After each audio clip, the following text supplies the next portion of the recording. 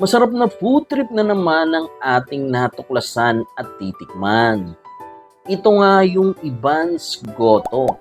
Matatagpuan lang sila dito sa Lot 8, Block 88, Kalawakan Street, Karangalan, Pasig City. Dito nga ay nagsuserve sila ng goto, overload goto, pares, overload pares, at yung specialty nila na kare-kare na binabalik-balikan dito. Ang siniserve namin dito, bali meron kaming plain goto, pero ito yung special or yung overload goto natin.